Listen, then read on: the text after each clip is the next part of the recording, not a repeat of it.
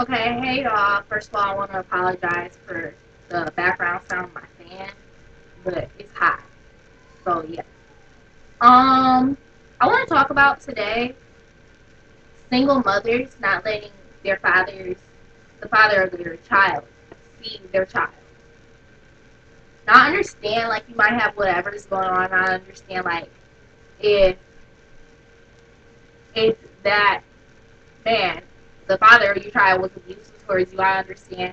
If you have concerns, if you don't want your child being around them, or uses drugs or drinks a lot and stuff like that, I understand that. But you just don't want your child to be around their father just because you have problems with him. You don't like his girlfriend. You don't like the way he treats you now. Okay, y'all need to figure out this whole thing with each other, because before y'all sat down and decided to make that child, you should have made sure that he was the person that you wanted to be with. And he was the person that you were ready to have a kid with. You guys did that. You guys laid down in bed, you made your bed hard, whatever. You have to deal with it now, and you have to do ultimately what's best for that child. Now, you could sit here and say, oh, okay, well, I don't have kids. I don't have kids at all. But I have a lot of nieces, and I have a lot of nephews, and I know of a lot of people, I'm not going to give any names, who have this problem of whether or not to let the father be in the child's life. I feel like if the father is not a threat to the child, then the child should be allowed to be around the father. Because there are so many kids out there who don't have their father in their lives and would kill for that. And if the man wants to be in his kid's life and is getting his junk together to be in the kid's life, you better let that man be in the kid's life. Because ultimately, it's not going to hurt you to have him be in the child's life, but it might hurt the child to not have the father be in their life. Growing up without a father causes a lot of young men not to have a certain mentality set into them, a certain moral set into them, and they run around and they act the way they act.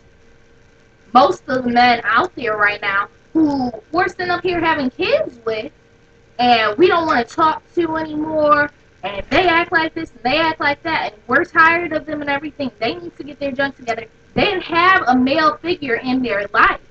And most of the hot little girls who are running around here with shirts that show their cleavage off, and skirts that are way too short, that show their butts and everything, are girls who grew up without dads. I'm not saying that's all of them, but I'm saying majority of the reasons why our generation acts the way it does in the bad senses is because we did not have those role models. And I think, honestly, if we grew up in households with two parents, not necessarily, oh, a mom and a dad, maybe a mom and a mom, or a dad and a dad, I don't have a problem with gay marriage or anything. I feel like those are better situations. Those are better households to raise a child. So basically, if your ex, whatever, your baby daddy, the guy who you had a kid with, wants to be in your child's life, just look at it this way. There are a whole bunch of grimy MFers, I'm going to try not to cuss, grimy MFers who don't want to be in their kids' lives and don't claim them.